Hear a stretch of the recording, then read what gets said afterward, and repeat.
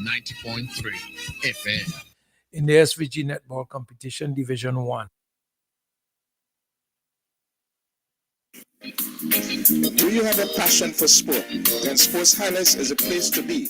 Share the passion every Sunday and Wednesday, 7 to 9 p.m. Sports from the heart, only on Sports Highlights.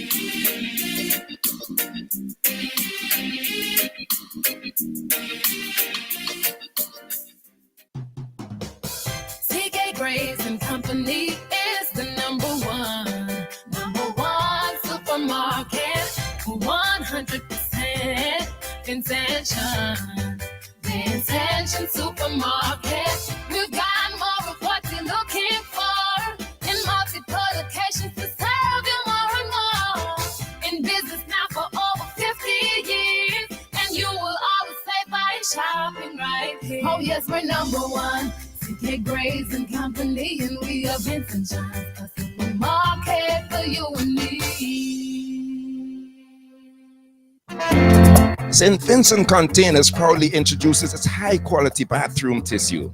Furtis, Lilies, Midushi. Manufactured to conform to local, CARICOM and international standards. Tested and certified by the St. Vincent and the Grenadines Bureau of Standards. No roll less than 300 sheets. Legitimate sheet and core sizes. Virgin pulp, no recycled. Soft but not lightweight. Professionally produced and packaged. Now available throughout St. Vincent and the Grenadines. Furtis, Lilies, Midushi. Excellent Vincentian products.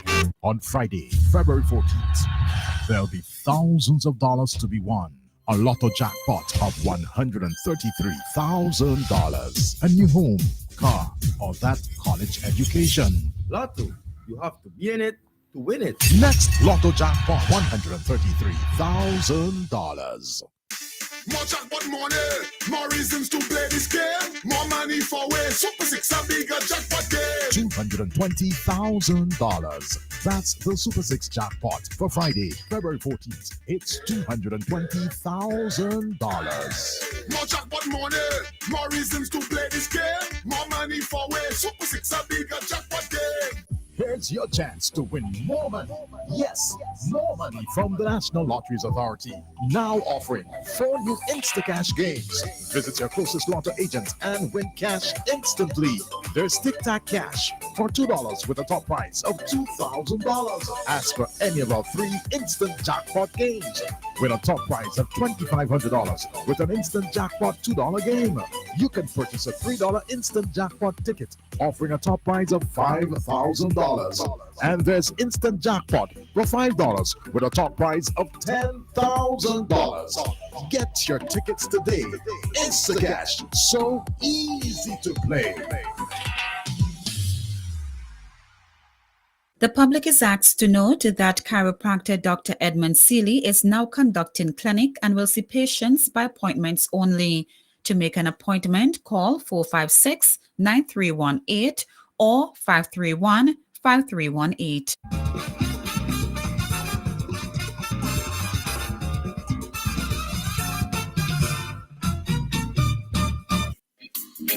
Do you have a passion for sport? Then Sports Highlights is a place to be. Share the passion every Sunday and Wednesday, 7 to 9 p.m. Sports from the heart, only on Sports Highlights.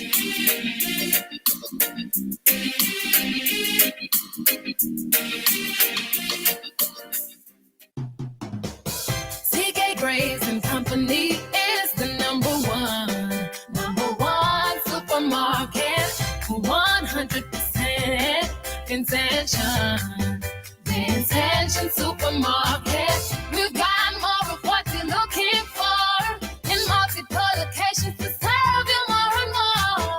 In business now for over 50 years, and you will always say by shopping right here. Oh yes, we're number one. CK Graves and Company, and we are Vincent John's, a supermarket for you and me. St. Vincent Containers proudly introduces its high-quality bathroom tissue. Furtis, Lilies, Midushi. Manufactured to conform to local, CARICOM and international standards.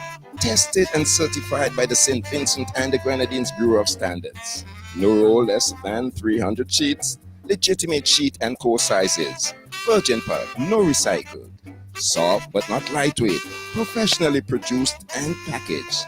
Now available throughout St. Vincent and the Grenadines. Vertis, Lilies, Mitushi, excellent Vincentian products. On Friday, February 14th, there'll be thousands of dollars to be won. A lotto jackpot of $133,000. A new home, car, or that college education. Lotto, you have to be in it to win it. Next lotto jackpot, $133,000. More jackpot money, more reasons to play this game. More money for way. Super 6 a bigger jackpot game. $220,000. That's the Super 6 jackpot for Friday, February 14th. It's $220,000. More jackpot money, more reasons to play this game. More money for way. Super 6 a bigger jackpot game. Here's your chance to win more money. Yes, more money from the National Lotteries Authority. Now offering 4 new Instacash games. Visit your closest lotto agent and win cash instantly. There's Tic Tac Cash for $2 with a top prize of $2,000. Ask for any of our 3 instant jackpot games with a top prize of $2,500 with an instant jackpot $2 game. You can purchase a $3 instant jackpot ticket offering a top prize of $5,000. And there's instant jackpot for $5 with a top prize of $10,000. Get your tickets today. Instacash, so easy to play. The public is asked to note that chiropractor Dr. Edmund Seeley is now conducting clinic and will see patients by appointments only. To make an appointment, call 456-9318 or 531-5318.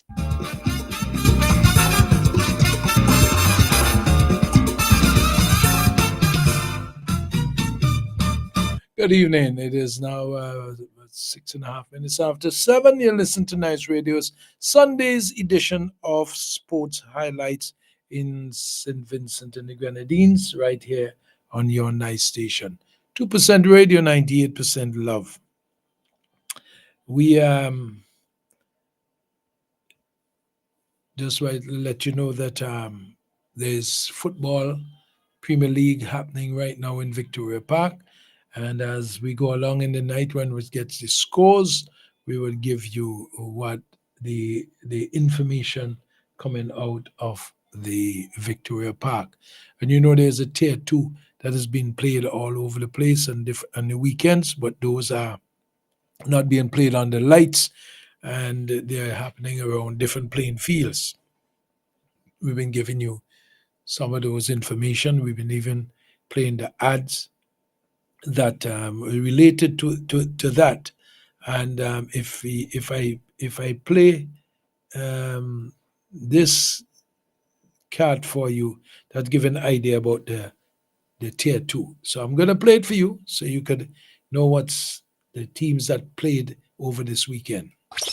The action is heating up in the Tier 2 division of the SVG Football Federation's National Club Championship this Thursday in Group A. Strike Force will battle Parkside Rollers from 7 p.m. at the Brighton Playing Field. Then on Saturday, Roxdale takes on 1998 Hillside FC at Layu Playing Field, and Police goes head-to-head with United Strikers at Brighton Playing Field. In Group B, Desco will come up against System 3 at Chile Playing Field in Georgetown, and KNR Strikers say they have a score to settle with Glenside Ball Rollers at Camden Park Playing Field. All matches will commence at 4 p.m. simultaneously. Wait, no man, you think we're done? There's more football action this Sunday. In Group A, Brighton Playing Field comes alive once again as OEA United goes head-to-head with Tony Store Jugglers from 4 p.m. Then it's Beckway United versus Lago Heights, 3 p.m. at the Camden Park Playing Field. In Group B, Bright and Joy battles Green Hill at Layu Playing Field, and Brownstown takes on Richmond Hill at the Chile Playing Field in Georgetown. In the Group B division, both matches will commence at 4 p.m. simultaneously. This weekend is football and more football. The game of the people.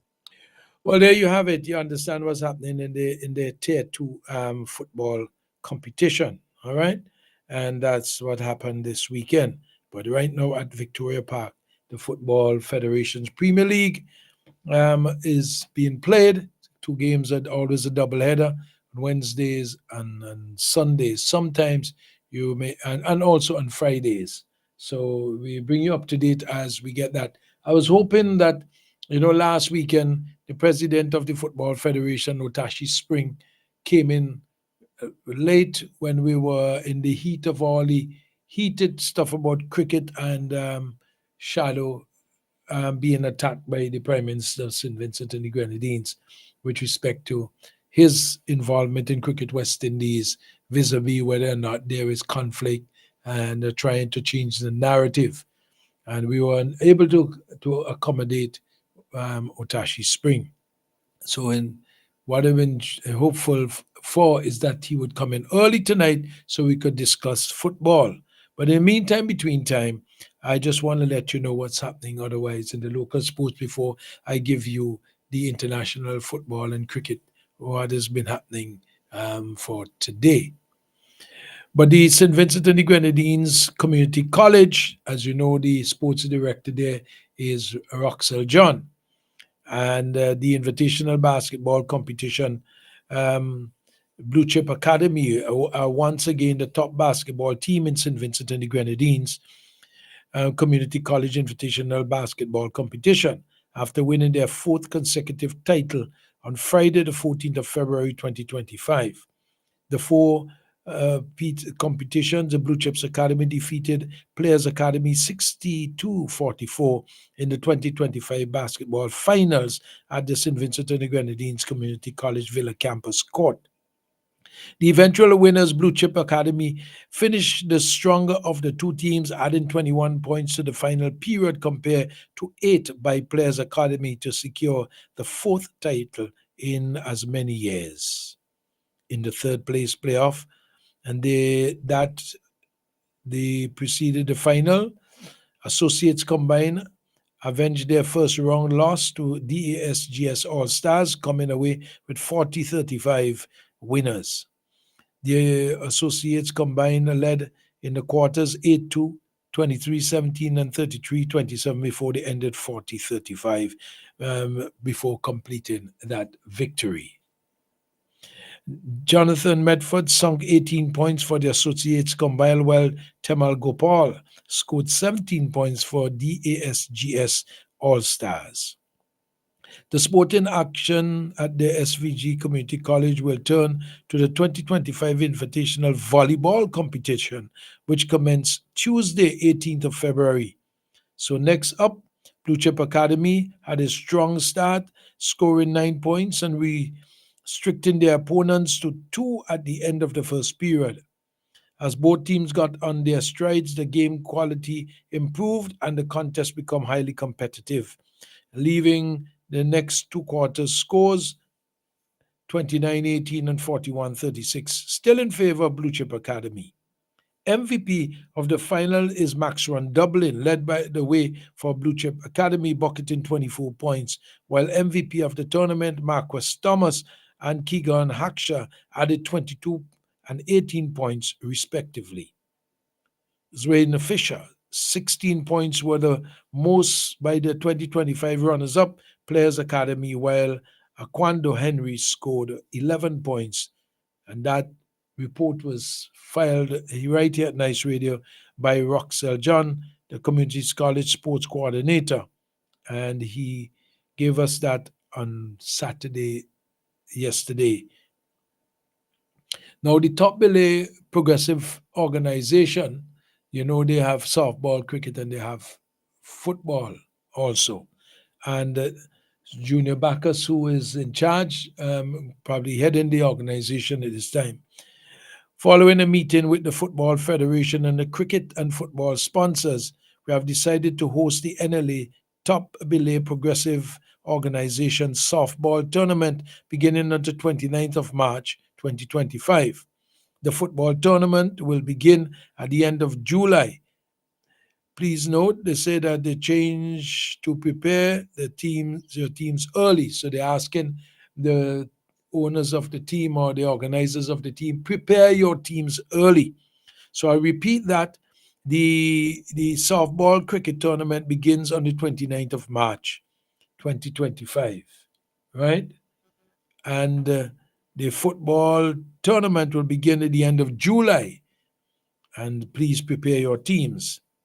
But there's another softball cricket competition that happens at the Richmond Hill playing field, and that seemed to have had a lot of excitement over the years. Last year was no different. And so the highly anticipated F15 softball cricket tournament 3.0 is officially set to kick off on Saturday, March 8, 2025 at the Richmond Hill playing field in Kingstown. Track and field fans expose. Okay, well, I wouldn't give you that. That is something else I want to give you later. That is what's going to happen in the softball cricket competition. So you got to get ready. And they're asking also that persons like who can scorers and umpires, if you are interested, to certainly contact them, right? And so that they can certainly get more persons involved in the whole thing there with the softball cricket competition. I'm looking for the information that was sent to me by the organizer, one of the organizer. I'm trying to get that information. I seem to have lost the to give you more details, and I will give you that as soon as I can put my hand on it. It's somehow slipped through the cracks here with me, and I'm hopeful that I can have that complete information for the softball cricket competition. I'm not able to find myself in it. So I'll have to get it back to you as soon as I can. So I was really hoping that I had that, but it seemed to slip away from me. To give you more details on that S15. So I will deal with that, and I will Wednesday, hopefully I will get if we don't carry any live games, I will give you the information, probably get one of the organizers to come on the program and speak to the issue. Still hoping that the Football Federation president can come and have a chat with us here on Nice Radio this evening. But in the meantime, between time, I'll go a little bit of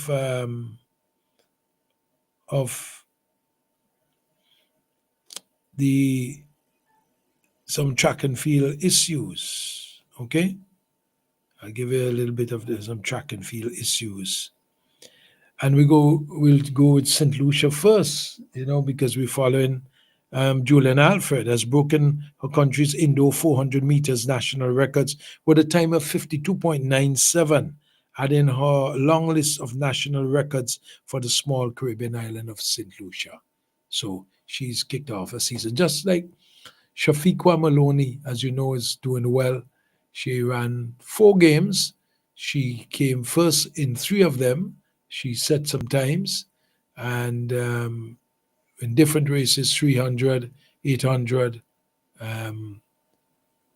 400. But Alfred has been focusing on the 200.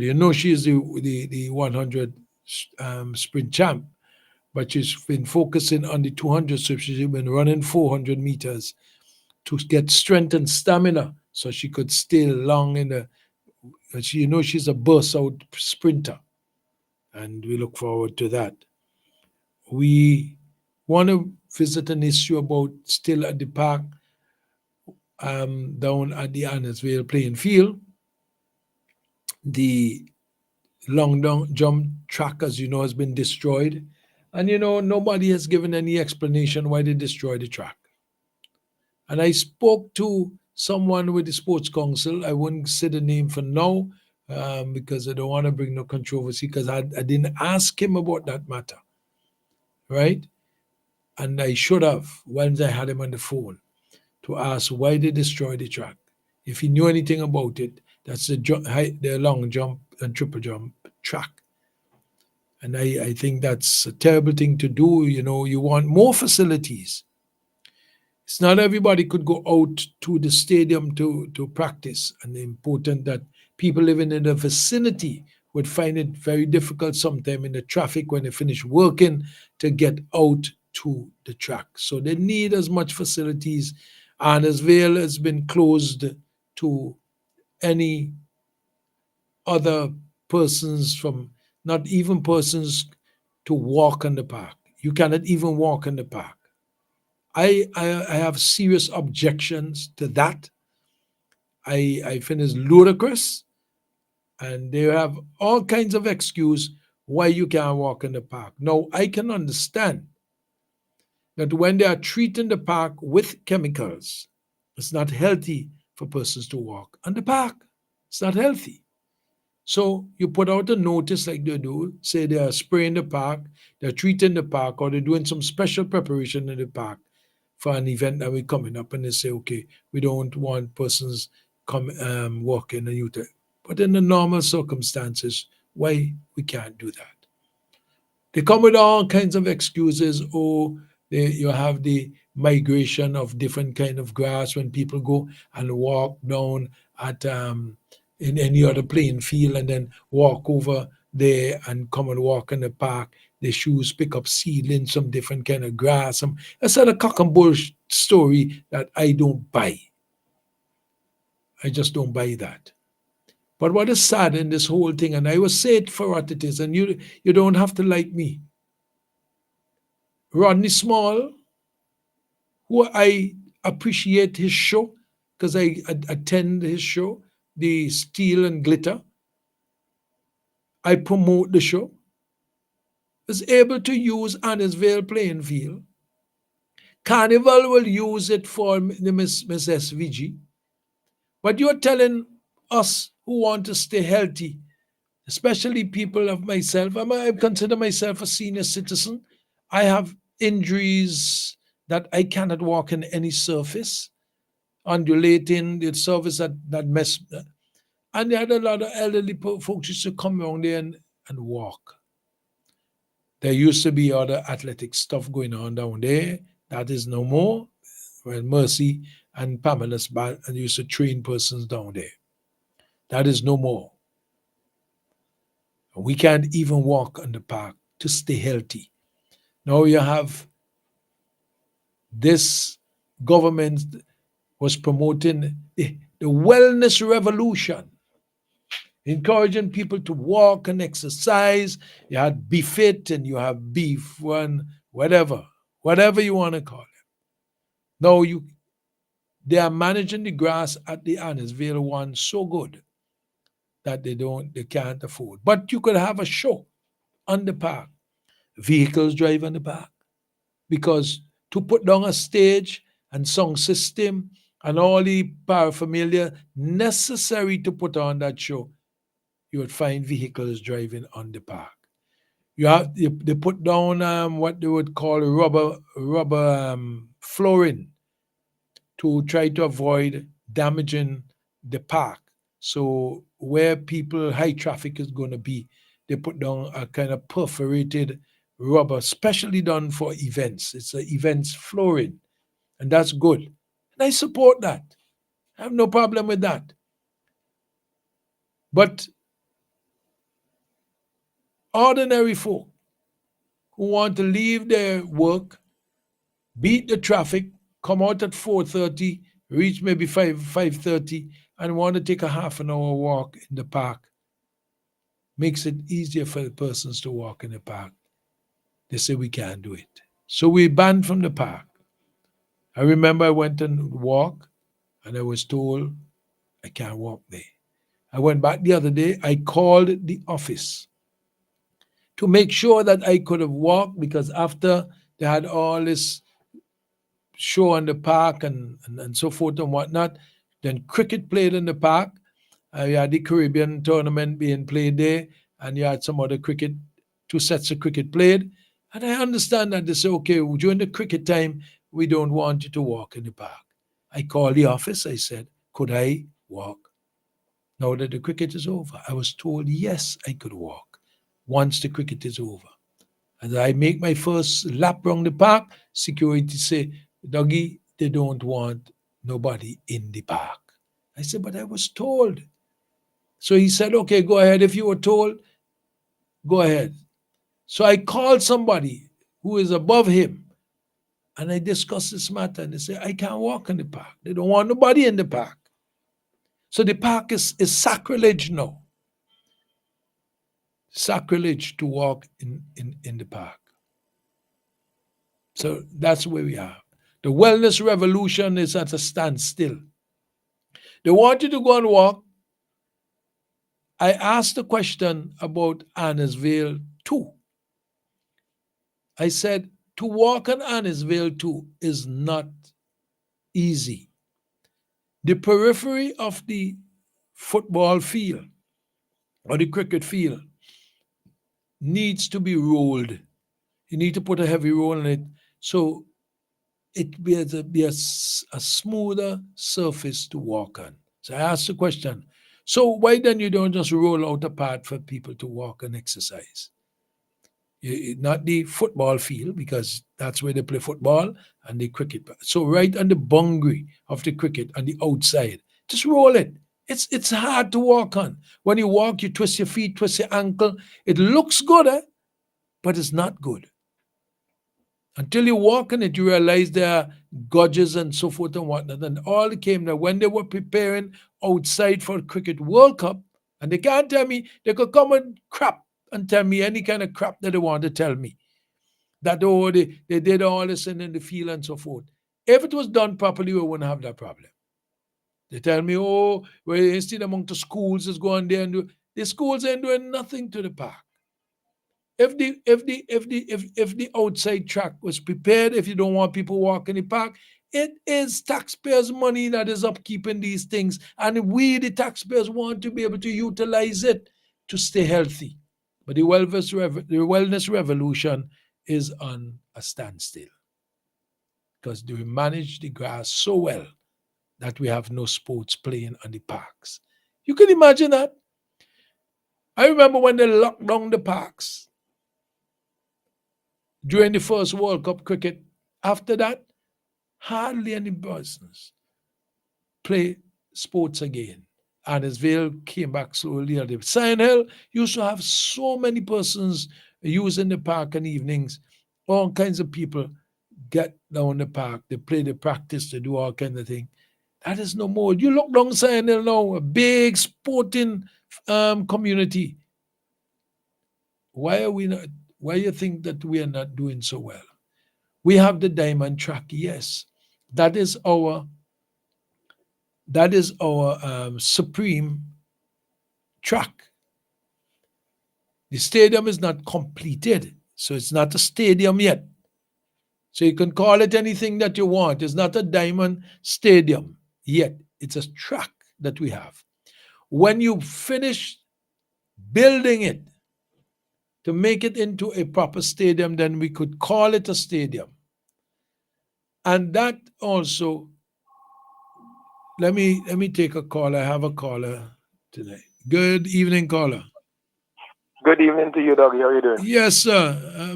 Nice, great, wonderful, and upset. Yeah, well, I could enter into your feelings because I know what you're going through. I know quite a number of other persons. Sardine, it's not Sardine, and those other ladies used to walk down there. There's an elderly lady used to come down and walk. And thing, they may want to say well, after the 2007 World Cup, it's the same thing that happened, you know. Mm-hmm. They close it down like Fort Knox. Yeah. For a couple of months, and then after that, everything just went waste. You know. And I don't care what they tell them. I don't see any problem with them allowing you all to walk at the edge of the field beyond the boundary, because if you notice how the cricket is being played now, where the boundary is, it's a significant amount of space behind there. It's about 30 feet. Sometimes in some areas about 30 feet from the Mike there Finley. were a lot from Yeah. the thing. And So I don't think it would do any harm to you all people who can walk. The outside is really hard to walk on in truth. Very difficult. It is very difficult to walk on. And there's a ring road going around the field that they would have pitched recently. But that many people would want to road surface there. No, but I'm not even speaking about the ring road. That's okay because you can't walk on a ring road. When a person who have problem with the nerves on their feet. Right. No matter what shoes you wear, and you walk on that ring road, and the pebbles press against your feet, you end up with more problem in the night. You can't sleep because it's pain evermore. Me personally don't see a problem in it. But as I said before, you know, the new thing in the air is everybody trying to flex their muscles now. Everybody is trying to flex their muscles until 3-4 months down the road, 5 months down the road, when people get fed up, then they see I hope it doesn't happen. So we'd have less persons. You know the number of persons used to be down there. The kids walk, doing and walk, and also kids would run on the outside. Nobody never went in the cricket field. No. Nobody ever went inside the day and do any damages. People are conscious of the fact that you need to take care of it, and people will walk and people you'd see. You know when people would come there with their paper bag, right? And they would have their little drink and so forth, and they would take their garbage and they put it away. When you have stuff on the field like bottle corks and so forth, is when you have events or you have the cricket playing, Yeah. I watch people sitting there watching cricket and take the cork and throw it on the field. But then don't we have a no bottle policy when these activities are going on? I see there's no bottle policy. It's just policy for because if you come into a playing field of that nature to for recreation and so on, why you have to be walking? Let me tell you what happened to me one day. I'm sitting in the park there. I went and I said, let me watch a little piece of the cricket, some cricket. And I saw two gentlemen talking, and they unconsciously, we like to throw away things here, right? They just hold their hand and fling the cork in the field. Flick the cork and it went right there. Yeah. So I went on the field. I got up. I watched it. I'd say, well, I watched them go and so forth. I said, these guys really not worried. Another lady came, and she was drinking, must be a Buster or something in the other, and she dropped the cork on the field. She had it in her hand, and I think she had water in it.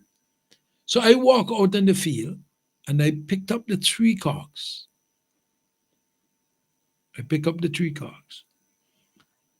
And when I pick up the 3 corks, I came inside because I wanted to demonstrate to them who threw the cork on the field that they should not do it. So I was making a statement when I did that. So when I came back and sit down, where I normally sit. You know where I sit. Yeah. I was doing some chair exercises. And I rest the cork between me and the 3 persons who threw the cork. And I rested down on top of one another to let them see. Well, they got conscious of what I did. One guy said, we're playing. I said, man, I'm not playing anything, I said, this is our park. Yeah. It is taxpayers' money that is paying to keep this park in a good condition so we could enjoy. You came here, I see you with a bat. I saw you with a ball. I saw you knocking ball against the wall. And you're going to take a cork and throw it in the same place that you played? Something has to be wrong with you. Well, it's cussing. I get all kind of dirty word and all kind of thing over me. I said, man, I don't care whether you cuss me from die kingdom. People, doggy. I said, so if you don't litter, you don't dirty the place. Somebody else wouldn't get a walk because someone told me something. So we think the sanitation work on them differ, And I see you do that in your home. No, they wouldn't do it in home. So why you come here and do it then? Mm-hmm. But I asked him, I said, so you run for ball and you had to slide by the boundary. Yeah. and that cock And the same cock rip where your leg. Mm. You think you could play cricket for a while? So these are the little things, but we have to, and to That's me, the mentality. and to me But now, they need little signs around the park just to remind people, please do not choke anything. yeah, Yeah, little signs, remind people. Just yeah. little signs there. Because sometimes, as you say, unconsciously, they know, but sometimes you're so habit, we are creatures of habit, Yeah. and sometimes you're so accustomed to doing it elsewhere. They come there not realizing where you are. You shouldn't do it anyway for that matter. Then because of your bad habit, bring it in. But outside and the two outside have a lot of cock and so forth sometimes out there, I went to Calico playing field to do some assessment for some students, and it's about 3-4 handful of cock I pick up off the park. There was a function there before, and the cock was over. And I'm saying, but we don't have no battle policy in this place. Nobody bothers. When there's a function, they set up the bar right down there by the end, and everybody open the drink and they drop the cock right there. Yeah. But the other thing is, as I mentioned before, I don't know how long you've been listening. We can't walk, but you allow a musical activity where heavy equipment and stage and everything is being put down on the park. And money people talks, and then people trample the park. Money talks. You could talk where you like. Money talks. They could tell you that money talks. Well, there are a lot of favoritism. Of course, there is. There's a lot of favoritism. Several years ago, I was on a management committee for the grammar school playing field. That just resurfaced the grammar school playing field for the umpteenth time, right?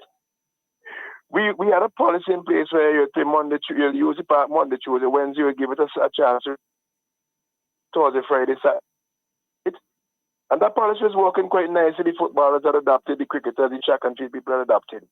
Lo and behold, election was coming up. I think it was the 2010 election.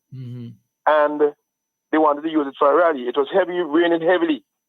And we advised them, well, the chairman of the committee was Lord Ballantyne at that time, I think, and he advised them that it would be unwise to use it, saying that it just, mine.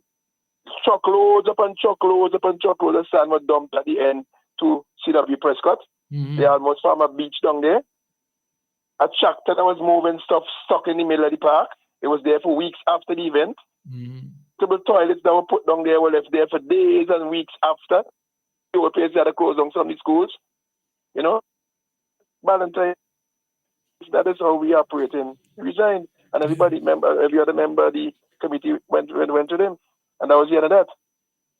But I ain't called to talk all of that. I want to discuss something with you, dog. John, no problem. But I just glad you enter into that conversation because you experience, what I'm speaking about. That I'm not being as Vincentian would say, malicious. I am speaking what I believe is ignorance, arrogance, and stupidity. To tell people that you cannot walk. Look, before you go into your thing, I bounce between here and Florida, and I could go to parks that are utilized for mini leagues, whatnot, baseball. Once the gate is open, I could go in there and walk. And when the security come, he would say, we are closing in the next 20 minutes. Right. And you move out. You move out. But they don't stop nobody. And they keep them placed immaculately. If you see how those places are. Far better than what they have out there. Yeah. But you see, we should be glad to know the person not taking an interest in keeping fit. What would we much prefer? That we close down all the park. We ban people stop people from using. Look down in the North Lee where Caswin have some athletes train, and he's trained for the life of me for the longest while to get access to the Cumberland playing field, and it's being denied. He gets fed. Let's assume he gets fed up now and he stops. And these guys leave the train and they go and get themselves involved in other activities.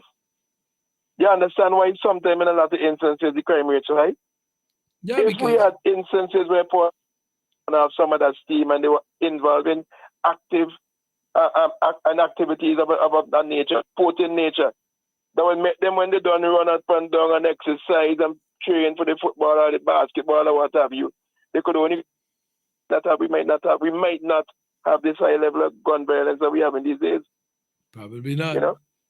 But I'm saying here, I'm talking here football, right? Okay. Well, Doug, you know, I went off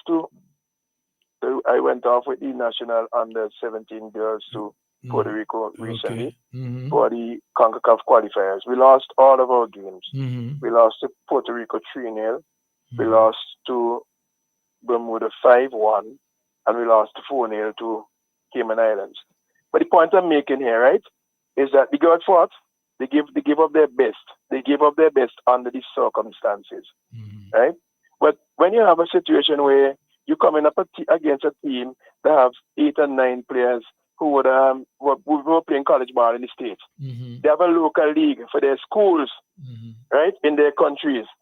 We had one team at 5, one team at 7, one team at 8, one team at 9 foreign-based players, if you want to put it that way. We had 5 girls who were playing football for the first time. For the first time, never played in a league before. You understand? Yep. So we need to do something about that. We can't be constantly sending out our young footballers to the slaughter to be beaten and humiliated, and when they come back home, we say, "Oh, tough luck." It's not a tough luck. We have to put programs in place where they can get to play regularly. Could you stick a pin there? But they have structured competition. Yeah. Hey, 1 minute. During my sports news, I've always spoken to the issue that I congratulate the girls, because I know the days when we used to get beat 10-0 and all them things, right? And for us to reach the point where we either draw games all the way on up and so forth, and even draw games with other teams and turn around and lost in this competition, 2-0, 3-0, even 4. Let me tell you something. Manchester United, which is the team I love, is a major team, get 4-0 the other day. I beat it today then. Right. Okay. I beat it today. Yeah. Tottenham is my team. So for our girls to lose the way they lost without getting a whole hand, I say they did very well because they don't have the experience. We need to do something definitely better where that is concerned. But I'm talking about the National Club Championship that is currently ongoing. Thing on top. We just say thing with this jump. We had a Premier Division going on, and we had a First Division, and we had a Second Division. What they would have done, I think, is merge force. Now they now have a new name. It's Tier 1 teams and Tier 2 teams. Yeah. You know, Tier 1 and Tier 2 is no longer a Premier Division and a First Division. Right. So you have the Premier Division with about 12 teams, I think it is, and that is going on quite okay so far. But the First Division, you have 20-something odd teams because they merge the 2 divisions. Right. And in my estimation and my evaluation of what I've seen so far, I don't know how they got a license. I tell the honest truth, I don't know a club license. Yeah? In addition to that, if you are good that you want, and this is why we many times when we go there, we perform so poorly. The environment is not created for us to practice what is expected when you get out there. So the First Division team go to a game, and you have the substitute sitting down on the ground. Not even a bench. Not even a bench for the substitutes to sit on at some of the venues. That should be a norm. You know? I mean, the Federation, I'm begging you, please. I'm begging you, because I know as you start to talk, people say pulling down, I'm begging you, I'm giving you suggestions, Federation. Make 4 benches for the Camden Park playing field, or if you want to make 2 long ones, make 4 benches for Chile playing field, make 4 benches for Brighton, make 4 benches for Dongleyu, where you're playing these games. Carry them down there, have them painted up and things, leave them down there, you understand? So that when the games are being played, the benches can be placed, even though you don't have the covering and all that. At least the benches. We ain't going there yet. Just the bare benches. Because it doesn't look good to see teams playing. And the substitutes of one team, last week they had a tent. And everybody under this small tent, they had I don't know if they had a function, and a tent was left there. And everybody under this tent. Now, Yeah, in St. Vincent, we know everybody and thing. But let's put it this way. Let's just look at this. You have an altercation between two players and the team, and it's still over. What happens there? You have an argument in the camp. Yeah, what happened there? Mm-hmm. You understand? We can't be doing this. This can't be right. That's not going to take you $1,000 to build 4 bedrooms. A little table for the fourth official.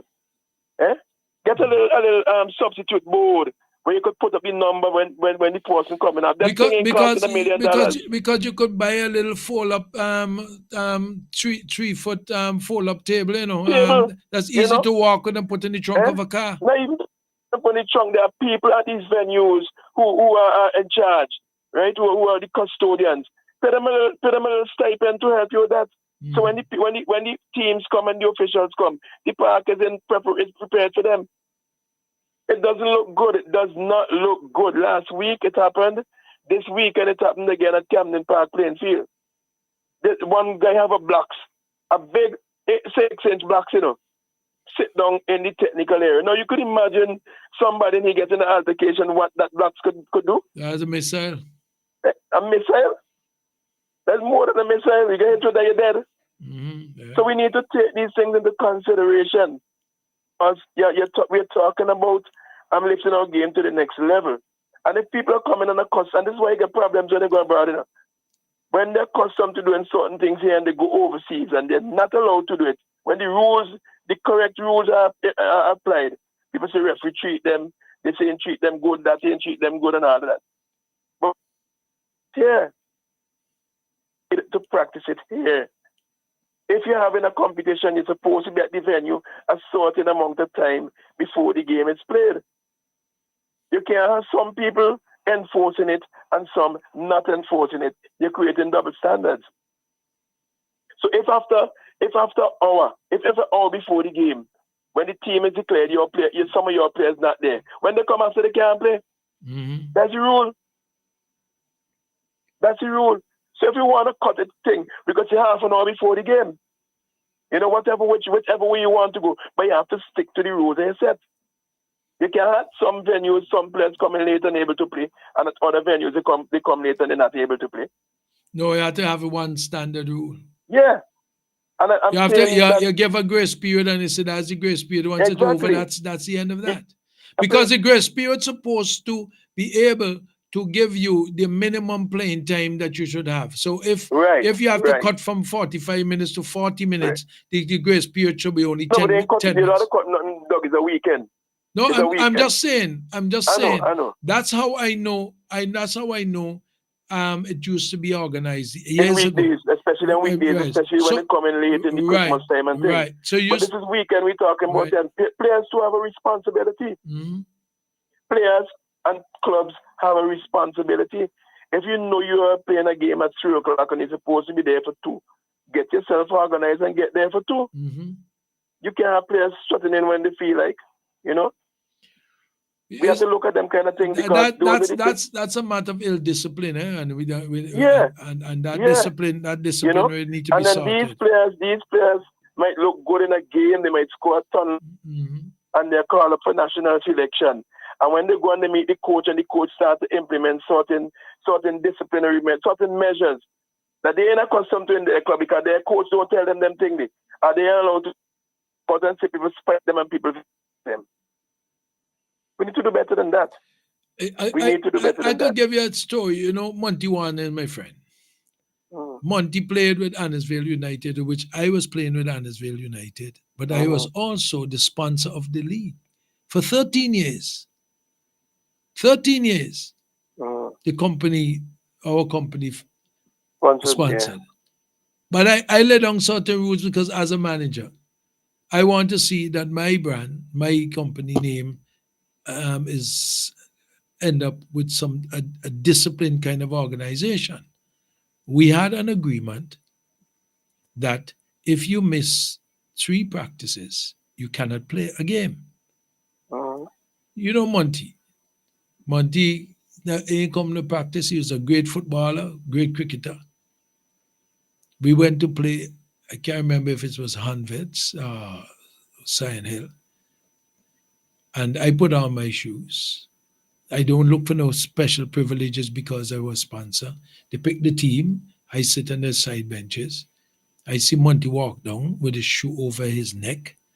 So I say, I hope they ain't gonna play Monty today. So Monty walked down, he strolled along. You know, he had this particular kind of swag he used to walk with. So I'm sitting on the other side, my boots on my feet, waiting to say who is going to play today because everybody used to turn up and they choose who going to play today. You never had no advance time. Right. I see they put Monty in the field. I unloose my gear, take off my shoes, put back on my sneakers. I put my shoe around my neck, and I sat. I watched the game. We won the game 1-0. Who scored the goal? Monty. I went home. I wrote a letter, and I canceled my sponsorship after 13 years. And I tell him, I said, let me tell you something. There was a strict rule. He didn't miss one practice. He didn't miss two. He missed three. And walked down bold-facedly. And you all put him on the field? So, well, they didn't want my sponsorship. And that's the kind of thing that a lot of our players they figure they're a star player, so they mustn't come to train. But when it's game time, everybody turn up for a game, you know. And everybody, and even sometimes the people, you might be the coach of the team, but the people in management trying to dictate to you that you must give this at game, you must play. Oh, you can't leave him off. No. You have to start to set the standard somewhere. The game is not only about winning, but it's playing the game to how it should be done in all aspects of the game. And if you want to violate all of that and believe, why you think man is have so much match fine and fees and when them guys give fine. All the big players sometimes they don't see that part. They don't see that part. Guys get we don't hear about penalties that part. like crazy. You check? Because they do we things don't hear wrong. About that part. I did a coaching course in Germany, and we worked with one of the second tier. Let me using there people Bundesliga, the first Bundesliga, and you have the second Bundesliga. So first Bundesliga like Munich and those. We had the second one with other teams, like a second division more or less. And one of the rules that they had is that when you come, when you park your car, you have to park your car in the players' parking lot. You can't come to training with no jewelry. And I saw many players many a time when they come in the hospital thing now. They might figure the thief a chance and park in the officials parking lot. And later on in the week, you hear them telling them how much fine they have to pay. Yeah. Because and fine for what? Fine because he parked 3 days in the official parking lot when he was supposed to park in the players' parking lot, which is a little bit further away now, but they figure they could thief a chance of training. And they get fined for them simple thing. We might figure, oh, that is being draconian. We're trying to play. Who we think you be? And our players develop a kind of attitude that when they get to the national level, they figure they can do or say anything and get away with it. And nobody could tell them anything. But I just want to let the federation know that it is not going to cost them $1 million. 4 benches for the venues, and they get them there. You can leave them there. They have at Leyu, there's a pavilion there that they can be stored. At Chile, there's one also. Camden Park, they can be stored. Brighton, they can be stored.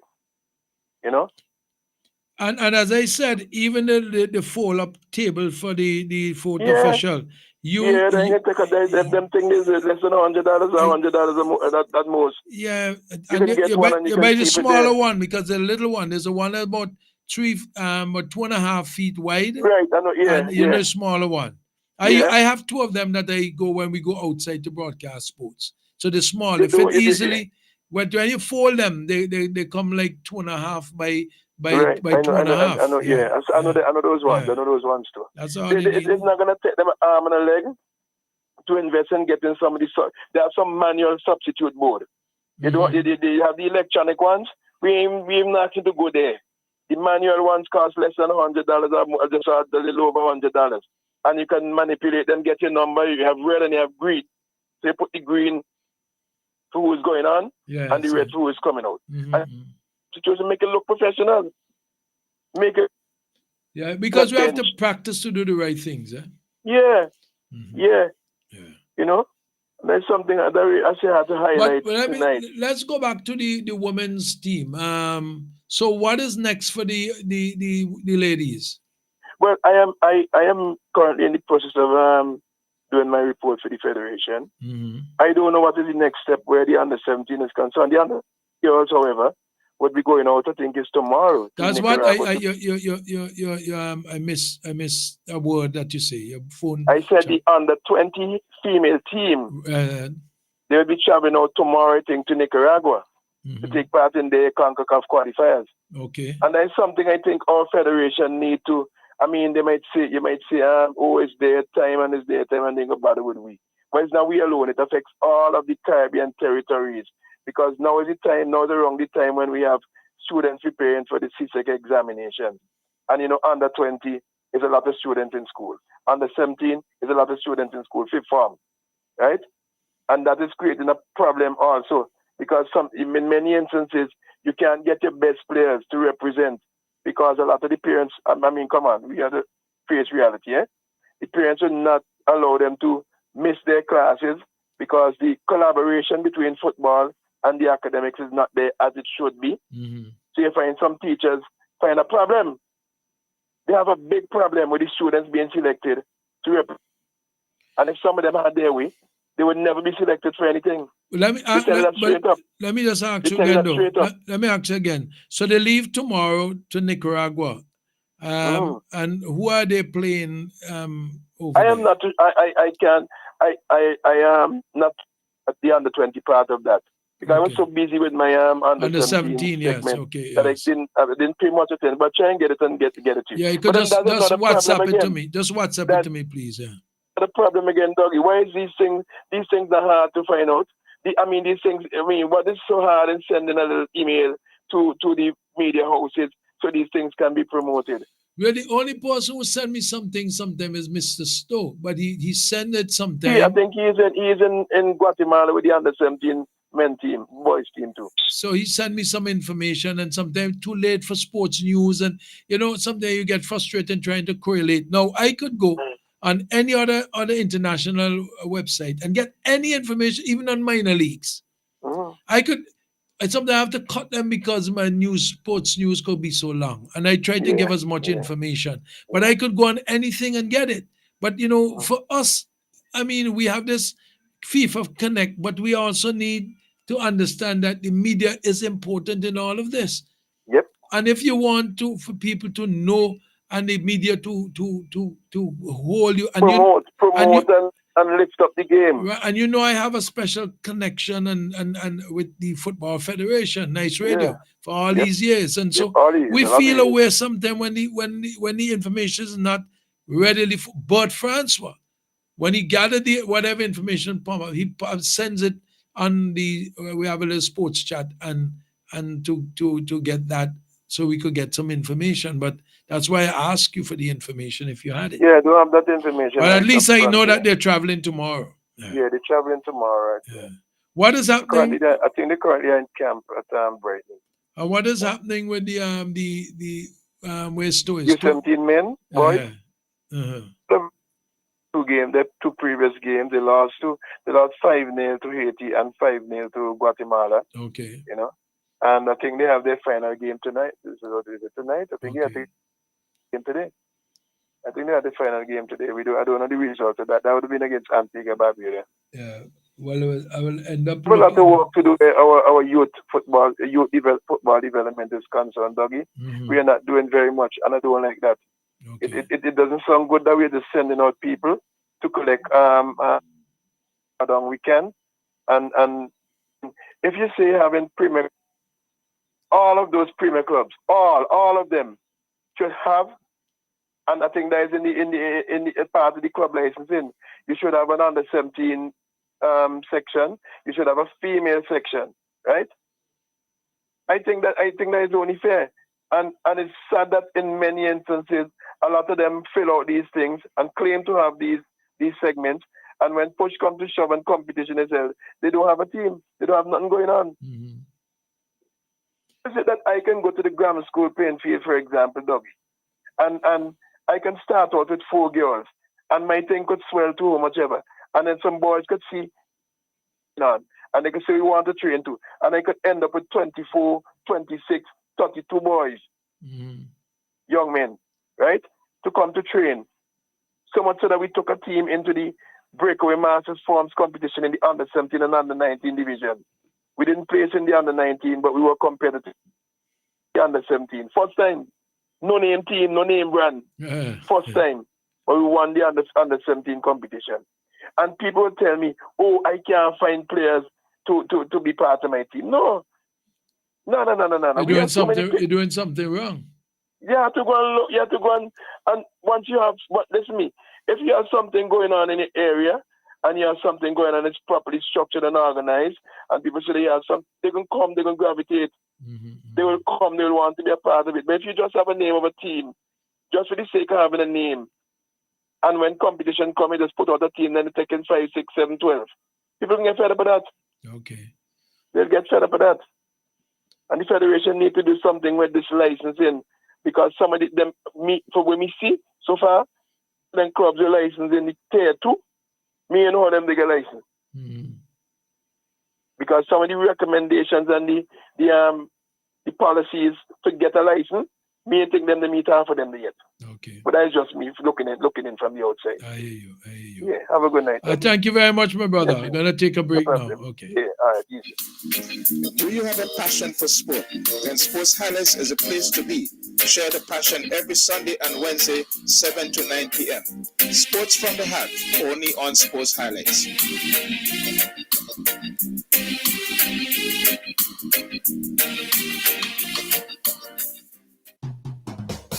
TK Grace and Company is the number one supermarket, 100% intention. The Intention Supermarket. We've got more of what you're looking for in multiple locations to serve you more and more. In business now for over 50 years, and you will always say by shopping right here. Oh yes, we're number one. CK Grace and Company, and we are Vincent Johns, a supermarket for you and me. St. Vincent Containers proudly introduces its high-quality bathroom tissue. Furtis, Lilies, Midushi. Manufactured to conform to local, CARICOM, and international standards. Tested and certified by the St. Vincent and the Grenadines Bureau of Standards. No roll less than 300 sheets. Legitimate sheet and core sizes. Virgin pulp, no recycled. Soft but not lightweight. Professionally produced and packaged. Now available throughout St. Vincent and the Grenadines. Furtis, Lilies, Midushi. Excellent Vincentian products. On Friday, February 14th, there'll be thousands of dollars to be won. A lotto jackpot of $133,000. A new home, car, or that college education. Lotto, you have to be in it to win it. Next lotto jackpot, $133,000. More jackpot money, more reasons to play this game. More money for way. Super 6 a bigger jackpot game. $220,000. That's the Super 6 jackpot for Friday, February 14th. It's $220,000. More jackpot money, more reasons to play this game. More money for way. Super 6 a bigger jackpot game. Here's your chance to win more money. Yes, more money from the National Lotteries Authority. Now offering 4 new Instacash games. Visit your closest lotto agent and win cash instantly. There's Tic Tac Cash for $2 with a top prize of $2,000. Ask for any of our 3 instant jackpot games. Win a top prize of $2,500 with an instant jackpot $2 game.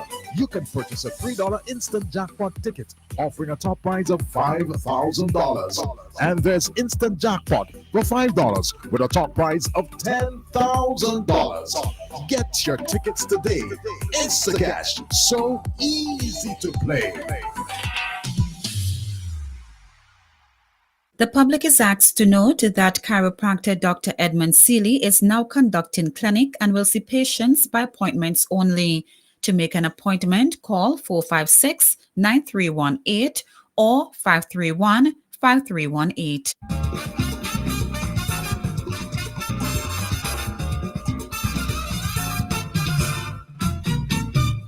So we back again. We got somebody holding on the line. Good evening. Good evening. How are you, sir? How come you call him Magic Good. Jack? You like I just called him Magic Jack and Yeah. it went into answering machine mode. Oh, it went in the answering mode. I understand. Yeah, that. during the commercial. Well. When you call it, I put on the commotion. I step out the studio to go in the production room, so I didn't know what happened. Okay. All right. Yeah. So what's up, man? You know, you're gonna get me a park to walk in or what? Oh, you don't have no park to walk in now? No, the time I can't walk in the park. Well, if you walk up and down your steps, would that won't be good? No. For the exercising, that won't work. No, that's a different kind of exercise. I need to walk. That's too much. No, I do exercise otherwise, you know. Yeah. It's a walking is important for me, for what my. But what my about walking in the street? No, that's too hard. Like, I can't take impact. That's too hard. I can't take impact. It has to be something soft. Yeah, and secondly, it ain't healthy walking in the pitch and all that carbon monoxide coming up in your face. When you walk in the grass, it's healthy because it lets off oxygen and you're breathing something healthy. People go and walk in the tarmac, and days and so after I see them walking after, well, a couple of months after, I see them with bandage around their knees and they don't know they're harming themselves. They're not other parks throughout Simmons where you could drive, go there and then walk? See, the I know this one is near to you, so it's nearer to you. But yes, and the surface for persons like me, that's the best one, who have feet problem, nerve problems in my feet. It cannot be undulating holes in the park where you put your feet and you think you're walking in grass. Next thing you twist your feet, your toes hurt, your feet, you go home in pain, all up in your back, in your head. So but if they'd fix the outside, they fix it for the cricketer, but the periphery which you would need to walk on around outside the boundaries of the cricket, you understand? On the outside one, if they don't want to roll it, get a heavy roll and just roll the track so that you could have a track to walk on. It'd be good. But we need, as somebody just WhatsApp me and said, we need a recreational park. That's what we need, they say. They have this recreational park they have up Raraku. That whole thing is different. I don't know. No. You never been there? That's a different thing. That's an events park. Okay. That's not that doesn't have walk-in facilities and so. That's an events park so when they have events. Right? Somebody said Calico Plain Field is a parking lot for a nearby restaurant. It has been a mess, but the Masters Football Club called Sunday Sweaters is making an effort to clean up and upgrade. That's what I got. Don't people park on that Annisvale too also? No, they don't park in the park anymore. Not since they fixed it. They used to park there though. Yes, they used to do parking, but they park on the tarmac now. Okay. Because remember the tarmac is empty except where they're going to put the hospital now. They used to park all over there. When they put the hospital, there'll be less parking. Right. Well, now it's cut off already. So the last set of cricket that when Bangladesh came here, you only could have parked down the bottom. So you go right down to the beach, the seafront, and you could park. A lot of people could park there. Lots of parking could park. I hope they don't take that away. But if they develop that area, we would not have any parking for the stadium when you have big international matches. And you would need multi-level parking. That's what you need. Well, you're going to come and put down one. You're going to get Sanders to put down one for us out there, is it? Yeah. Because remember you're the salesman for Sanders, you know, so you're going to get you to put down one out there. Where is it? You never know. What I want to get to two things. One is, from the discipline. One time I was game in Brooklyn, the Caribbean Soccer League. Jamaica versus Trinidad. I think they had about either 7 or 8 players show up for the game. So the game went on, and after half an hour, Jamaica 8 goals, and Trinidad scored 1. and then the goalie gets hurt, so they blow the match off. And so the crowd was a small crowd there. They got angry. They said they want back their money. I think it was like $10 to go in. They get angry and they had to call NYPD police there. And then they agree that, okay, they're going to give everybody who's there, they give them the next game, next week. A ticket for the next game. Yeah. But that was really 7 or 8 players show up. That was But you could have borrowed a uniform and say, well, let me substitute for one of you guys. I would make that. Yeah. Another thing, the shot and Drew Mason program is 1 hour, right? It's I think it's 1 hour. 1 hour. I got what's the stuff 7 to 8 your time, with the 6 to 7 my time. Yeah, I think it maybe an hour and a half program. I tune in about 6:20, which would be 7:20 your time to the end. Gonzab didn't dominate that part of it, I think, coming to the end. But things you played, and I was listening to a Barbados show called Brass Tap during the week, and a caller chastised. He said, I tune in to listen cricket, and you make Gonzab dominate your program with politics.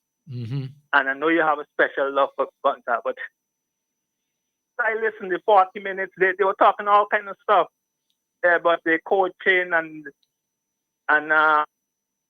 players picking the team and other thing. Gonzab didn't dominate the part. So the part that you play probably was in the opening part of Yeah. I still have other things to play, but I didn't bother. I leave that alone now. I think the message has already gone to Gonzab, and he's still. Am I still on? Yeah. Hear you. You're not hearing me? You should be.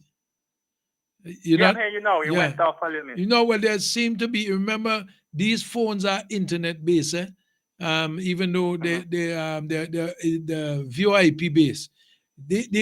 I think there's enough that we played and discussed last week that has also put. Gonzab still went back on this morning and in the radio, cussing Shallow and carrying on with his ignorance and his stupidity. It's just pure ignorance, arrogance, and stupidity on the behalf of Gonzab, you know. He believed that he could manipulate. He believed that he could manipulate everything, and he gonna call Motley in Barbados. He gonna call Ali in Guyana, and he gonna call Rowley in Trinidad, and he gonna this and he gonna that. And he's the Majoral. He's the biggest Majoral of all, and he must. He's the Trump of the Trump. Full of crap. That's what he's full of. As far as I'm concerned, you better go look for Vibes Cartel. We're gonna deal with that. Of course, he's coming. He's coming all. He's now in Florida, St. Kitts, Trinidad, Barbados, St. Lucia. He's coming. No, he's coming. Yeah, all right.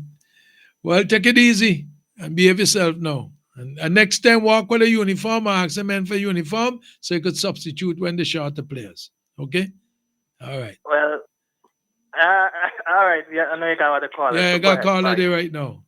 Roger Gully. Hey, Doug. Good evening. How are you, sir? Well, have life. You didn't have the music next this time. No, well, they take a break tonight. It's Sunday night, so I think they probably must be absorbing the Christian principles. Oh, I see. Okay, all right. There was a Sunday worshippers. Well, I would hope so. Yeah. Yeah, you saying something? No, go ahead. Yeah, I wanna endorse. I don't wanna call name, but what the previous caller was saying, right, with regards to the football and football development. Okay. No, I would have had a discussion while you had the president on. I think after he was first coming to your radio to discuss the football plans. Right. And I did ask him about the club structure. I remember that. Right? I remember that. The licensing thing. But as the previous caller said, now, when you go in abroad, you want to sell your best possible image, right? Because what can happen is that the athletes, when they go abroad and they get trashed with 10 and 14 and 15 million, these sort of things, you want to break the moral or the spirit that they really have to want to probably make professionals of themselves, right? I say all that to say this is that the what the previous caller said about the tier 2, right? I endorse what he said that each Premier club should have all the facets in terms of the under 20, under 17, however you name it, right? Down the line. But as we are seeing now, that's not so.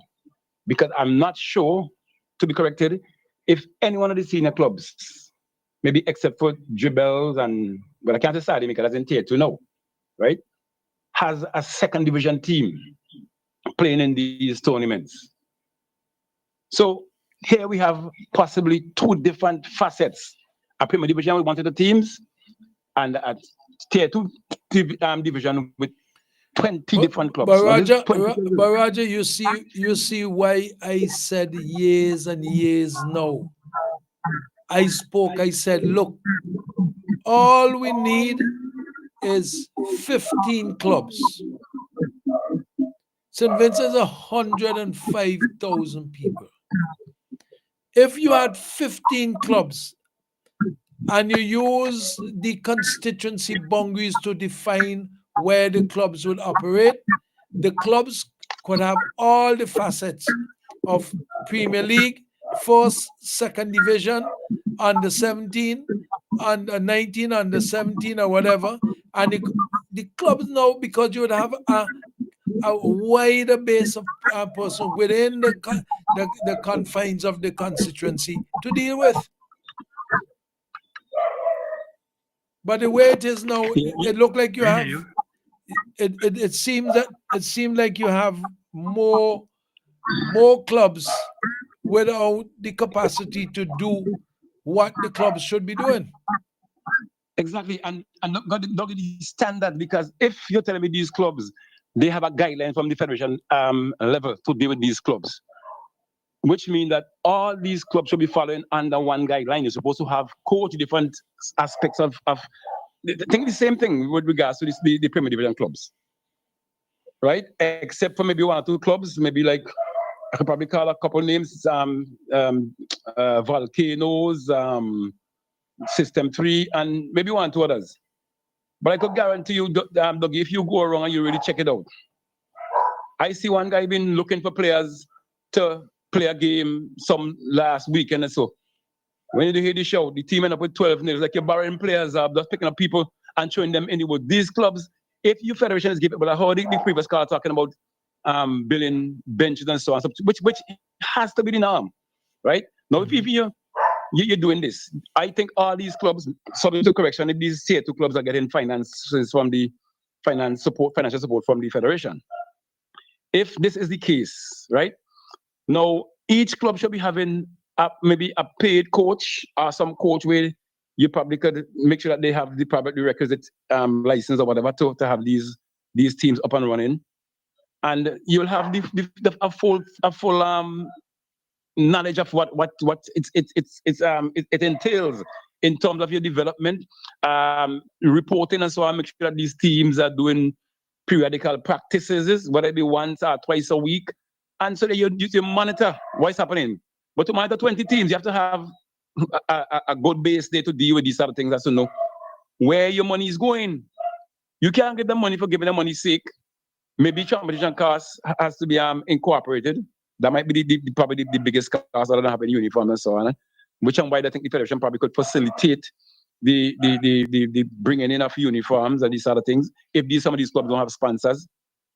But bottom line is the standard will be as the previous caller saying, is very poor. I've not seen any of these games yet, but I'm hearing the results. So it's more like pick up payday and everywhere and let everyone get sweat. Yeah. And as a result, when you come to the national teams now, the selections, you may find 1 or 2 players right in between. But what about the discipline? You know, you have to go and teach football, teach discipline, teach like hygiene and all these other things. No. How does it work? How would it work to the younger players who make the national teams who go out there? And to pick up these players to form a national team, it's not just for participating. It shouldn't be for participating sake only. You should ensure that your base, your tournaments, your structure is equipped enough so that when you go into it, you can pick out and have the best possible, right? Over a period, doing some sort of training, whatever the case is, to take you to this standard. Well, you see, Right? Golly, you see the point. Coming back to my point, if you had the limitations of clubs, but the clubs would run the leagues because the clubs come from a certain area. You say Southeast, which include Bayaboo and maybe Brighton, some of those areas. If you understand, I just felt the want of a thing. If you had that, and they could have a lot of teams, and then the assistance could be given to the club, and instead of $10,000, maybe $20,000. I'm just giving a figure for what it is, so that you could have two coaches to them to look after the three sections of the teams that are going to be there, because they could then run the leagues with the different internal teams that playing within the leagues, and then you come out with your premier team coming out of the leagues. You understand where I'm coming from? To the club. I got you. And I've been saying this for the longest while, but everybody have a club. Doug, the thing about exactly, this is the point I'm going to make. The thing about is that everybody have the club and they want to hold on to it. You understand? They hold on to it. So your suggestion will we make the suggestion over and over and over, because I share your view, but it will not happen. It's not happening because everybody wants to hold on to their piece of the pie, piece of the cake. What are the benefits? They would know, right? In some of the clubs, you could see it, right? In others, because you were telling me, Doug, you had 20 clubs, 20 in tier 2, 20. That's a lot there, playing over a period, right? As far as Georgetown, and maybe, I think it's Leyu.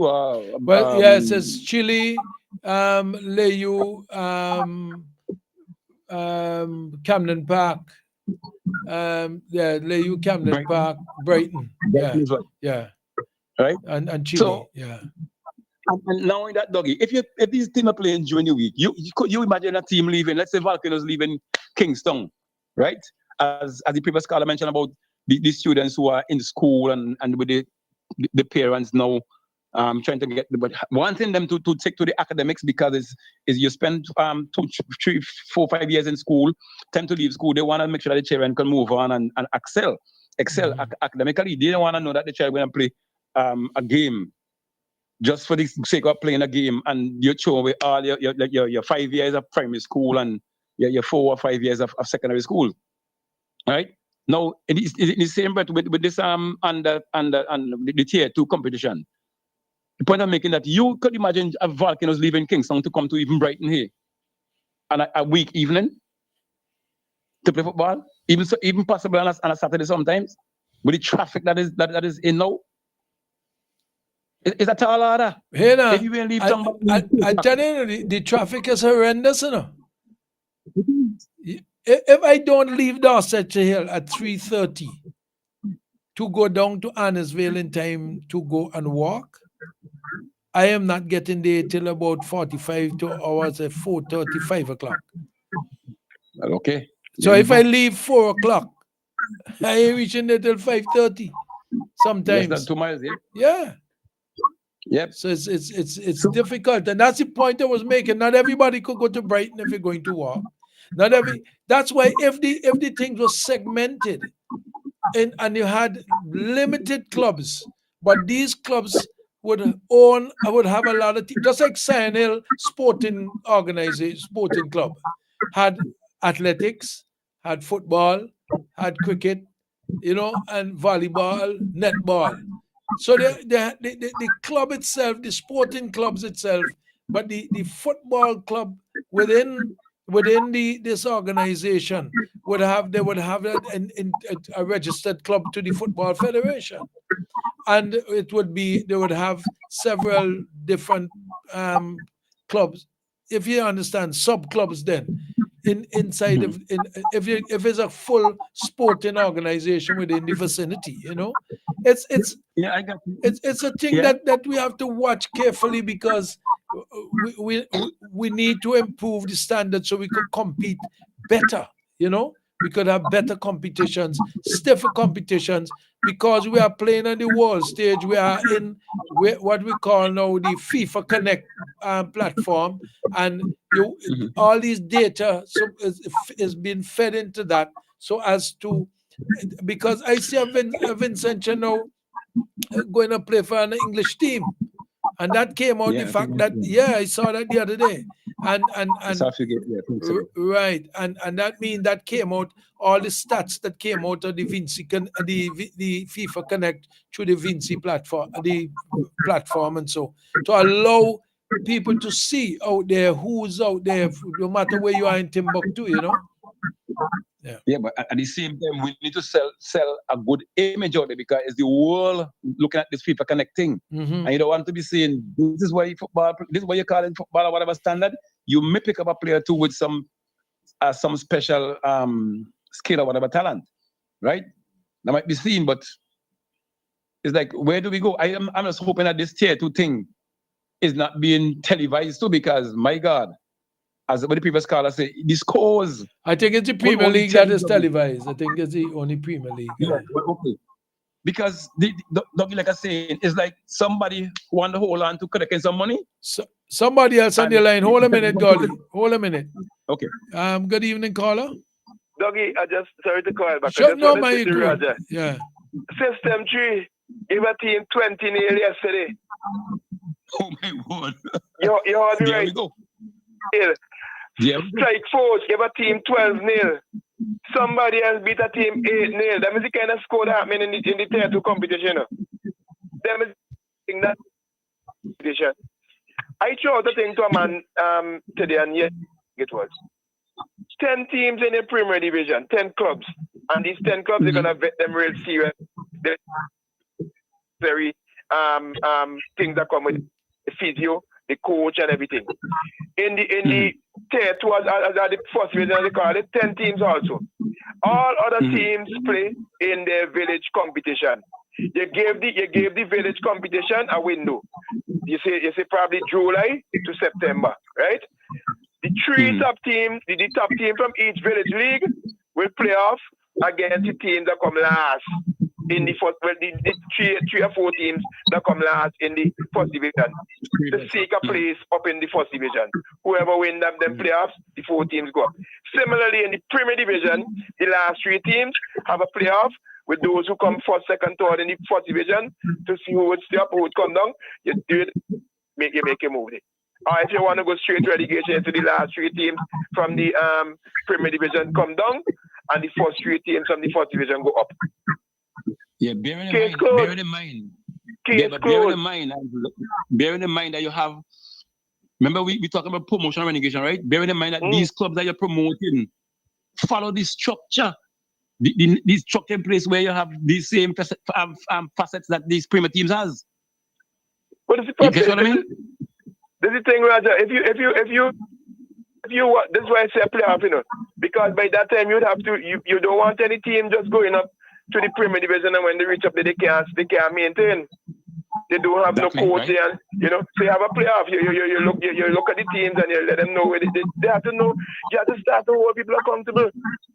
We can't be playing football and have people just doing any old wishy-washy thing. And if they can't make the requirements, like what you say about 20, what is 20 you say? 20-0. 20-0, no, come on. This is embarrassing. I will say embarrassing. I mean, this is your highest level of football, your national club championship. You don't hear them scoring from the leagues and them 20-0. That's so true. That's so true. People turn up to a game. People turn up to a game by a park, and they don't even know the name of the team. But and you are here. I 24, 25. And taking 12 and other nil. Roger, we can see the talk, yeah? Have a good night. Have a good program. Okay. All right.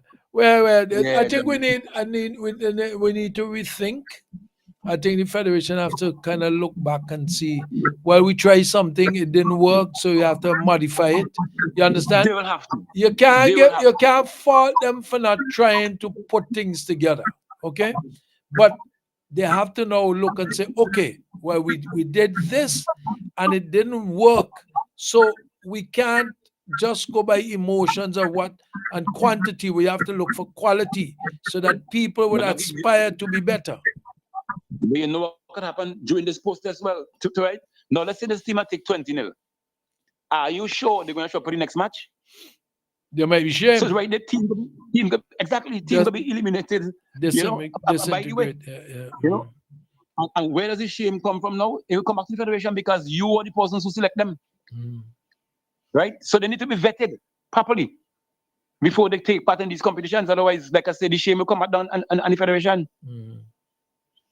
Well, let's hope we can get that matter resolved. I'm hoping so too in the quickest possible time. And I think the technical director is trying to show up some of these things. He went around some year or so ago trying to show out wherein monies could probably be saved instead of putting out money there for whatever purpose. I may have my views, right? And put the thing in the right perspective. You know, he has a plan. I think the plan is quite workable. It's just for him to probably get the FF to understand where we are going and try and work there to see what can be made of the whole situation. Yeah, but Roger, the senior team playing March 25th, no? Yes, 25th. Jamaica. In St. Vincent. Jamaica, yeah. And then I think on the 27th or the 28th, they're playing in Jamaica. And we have to do well in that in order to go forward to the Gold Cup. Because if we lose those games, we have problems. Yes. I think that would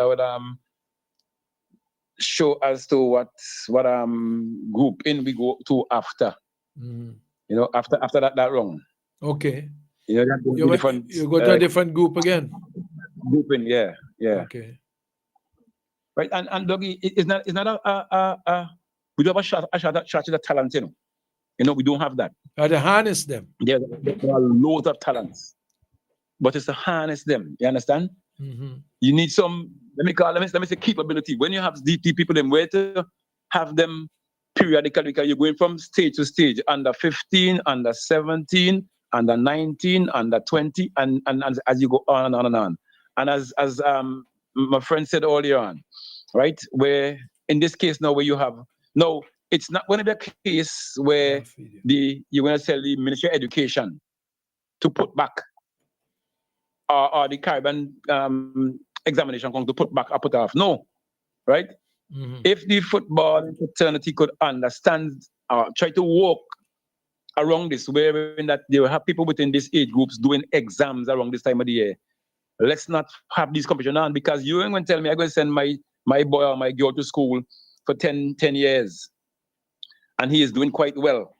And I'm going to take him and send him down to Nicaragua or wherever, Panama or wherever, to play football, missing these other classes. And he went drop back, he can't pass because you're not focusing on football. And let me say 10 wasted years. No parent ain't going to settle for that, right? And not every child will hold on to the academic. They may walk with the books, or they might be able to get the lessons online because we're in a technological world now. But who said they're going to focus on what they're doing there and then? So I think, as Andrew mentioned, we need to try to walk around the curriculum, because I don't think they're going to change the curriculum, educational curriculum to accommodate football. Right? I think we need to do more of this probably during, well, this is Easter, which is around the same academic time. Find some other time, right, to do this, right? So that even at home locally now too, where we can have the different teams being trained periodically and stiff competition, you know. But I think FIFA, CONCACAF now have competitions where you're giving the teams more chances to go out and compete more. Right? Like, you know, the teams going around now competing more. Right? But it's still, is the development compatible in cohesion with the expectation, because you're still hearing the results still not showing up. Mm-hmm.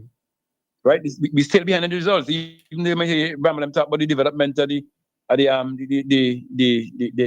players them with they competing among the other teams, but the competing is not enough to overcome or even to equal to the teams who are out there who have players at colleges and schools and so on. Mm-hmm. Can we get a few to go out there? Are we able to get a few kids on the college scene as well? You know, yeah, through the clubs, through the FF, through some proper sponsorship or whatever. Well, you see, if we do this thing right, you know, we could end up with a lot of guys getting football scholarships into different universities. Yeah. Yes, that's the point I'm so, making. So the academics have to be in concert, as you say, with what's happening. Exactly. And so that we can maximize the opportunities available for academics and the possibility then of having persons making a career if they get drafted into particular leagues and so. Basketball, Yeah. And that's why I believe in a sporting club that has a football club in it, a netball club, and things and so forth. But overall, in an area, you have a sporting club. You had a Vesco, you had Northeast, you have Leyu, Southeast, you know, and North. So if you have those things in place, and you push the people, urge them, push them, you know, massage them into understanding the wisdom. So it doesn't mean that you're going to have one person domineering. The persons who had clubs and so forth. The problem, Dougie. Leadership, in some cases, is one of the biggest problems. But you have to bring the people together. So take for instance, you have the St. George's. Let's say the St. George, East St. George, right? You have been involved in things. Other persons have been involved in sports and so forth and whatnot. If you could bring yourself and maybe 4 or 5 other persons who are involved in different areas as the owner or the manager of that particular sporting organization, you people learn to work with each other in a corporate body. And you could set up mini businesses. You could do transportation as part of their business. You could have on a couple of minivans. You could go on a little grocery as base to help your clubs. But unless we change the attitude of working that together, nothing ain't going to happen. We were having this conversation. I'll be gone. I'm 72 now. I don't know how long I will do this. Look, the idea is great. I hear you. But trust me, I am telling you, there are certain people I will not work with because of what I've seen in the past and what I know of them, right? So it's in certain areas, right? And I guess this might be something within the geographics of the whole country, where some people want to hold on to this piece of pie, I, must not without me. You can't use this, you can't use that, and these other things. This is where the high-handedness coming from. Because first of all, you have to have governmental policies that stipulate without prejudice. I have another caller. Good evening, caller. Good evening, brother Dougie. How are you? Yeah, hi there, Mr. Hazelwood. I'm my gentleman friend. Yeah, good evening, sir. Now, Calaqua. I used to play Fraser Nichols in them days. Cricket. And I play from Calaqua, playing night time that time Calaqua, playing the word Calaqua, playing you couldn't go on the field and do not trip this. What I'm saying, that is a very big consistency. So, my gentleman friend, is that so? Yes, it is. As a matter of fact, you listen, he answered you, yes. He said yes. Matter of fact, The Calico League was one of the leagues. No, I Eastern looked Jazz in the are very past. consistent. And it's time enough that Eastern Jazz should get a better piece of land to put down a better playing field. That playing field can't solve the problem with the amount of sportsmen and women they got in Eastern Jazz. And it's time enough because all kind of boat and all kind of thing check up the Calico playing field. Yeah, but All here's what kind while of I good playing want to agree. Dougie, like you're hearing me. Yeah. Like he's having a problem hearing me. Mr. Gordy? You're not hearing Mr. Gawley? No. Yeah, well, okay. Mr. Gordy? Yeah, Gawley hearing you, but you're not hearing you responding. Yeah. While I may agree with you that this side of the field, but this Calico field has produced a lot of national players, football and cricket. Right? Right? Telling you. In them days, the pool was right up to bars in them days. What's happening now on Calico playing field couldn't happen days gone by and did not happen days gone by. Precisely. That way I say, and it's time now to get a better piece of land in Eastern Jazz to put down a bigger playing field and a better playing field so the match because remember you know. Hold on, Mr. Hazelwood. Hold on, Hazelwood. He's answering you, so you have to listen. I'm saying Louis Jones. Hello? Louis Jones, you hearing me? Yeah. Yeah, Louis Jones had wanted to at one point to probably make Calico playing field more or less like a not like Tokyo, but like we have mini shops, so people could probably sell craft and these other things. And there was a piece of land earmarked at the 11th college, right, for a better playing field, which would have been much bigger. I would have served the whole community much better. Yeah, that was it. With the advent of this government, everything went shebang because it's not my plan. And that land is gone. That land is gone now. It wants because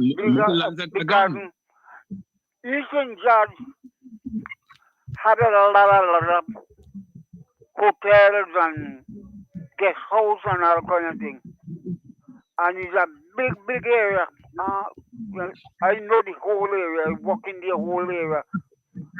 I live in Calico playing, which go there with saying and thing and used to have very good time in Calico. That time Calico was a town you could have brought on. We're here now happening in Funny Field. People struggling to get any sports and thing going there. All right. Okay, Mr. Hazelwood. Yeah, quickly, because I want to deal with some other stuff. Yeah, go ahead. No, I was listening to Mr. Bambro earlier. When I have my club team, I have 3 sets of players. Young, Fluent, second, and third. When we start out a plan to go and train wherever time, we make sure we tell everyone that we get up at 4 o'clock, we're going to such and such place.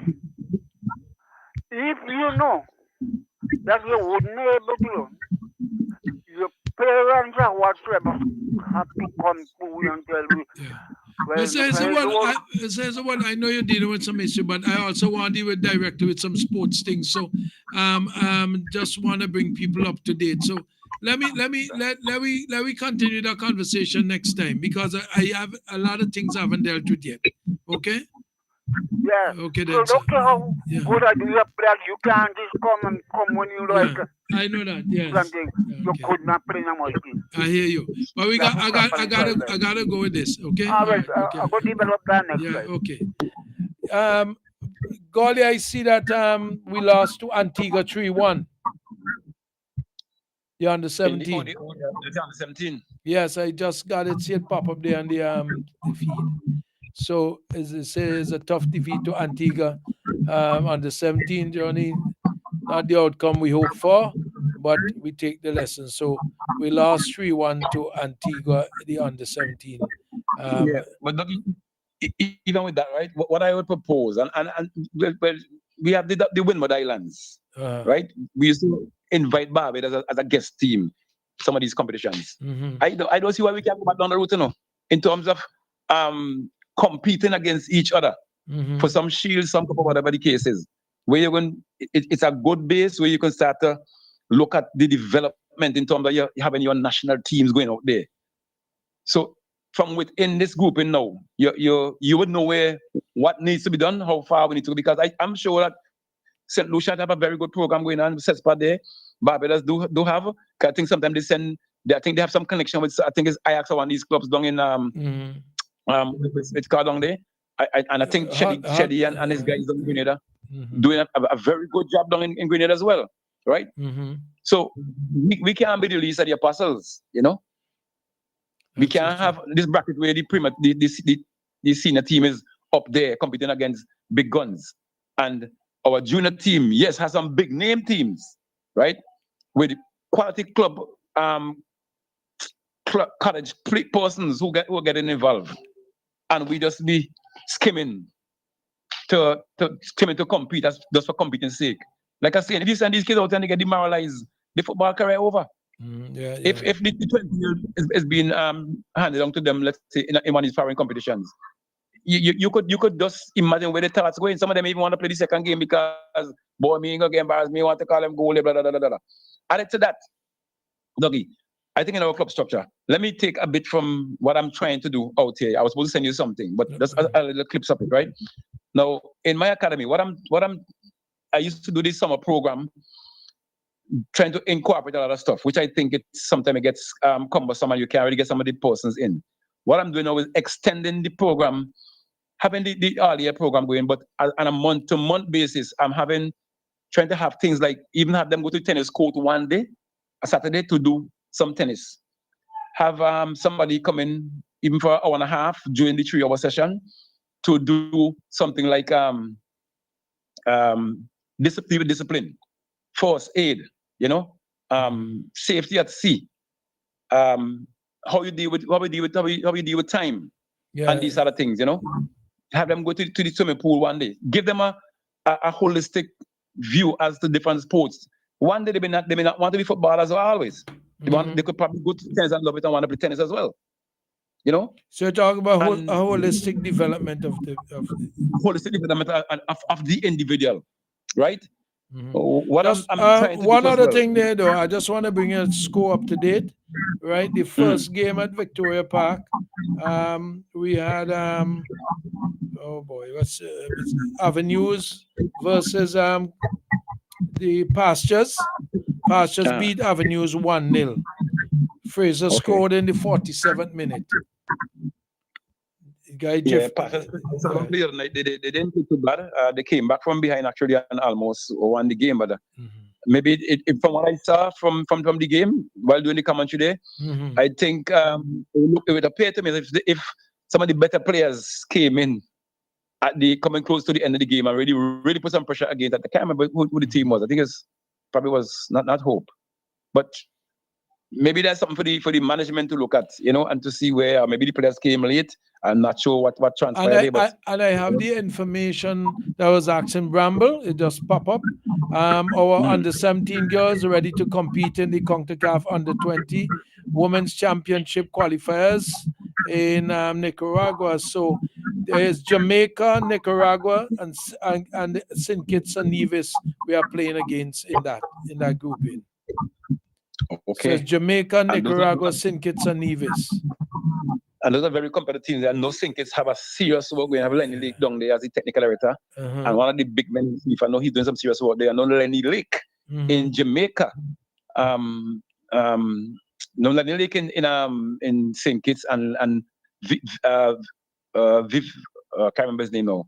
Vinny Bain. He's doing some serious work too in Jamaica. I attend a lot of courses with these guys in CONCACAF courses in Trinidad, so I'm very familiar with the names. Okay. And from time to time we do touch base, right? So back to my thing. What I'm also doing, Dougie, is to have an individual come in from time to time and conduct like interviews, you know. Teach them how to do interview.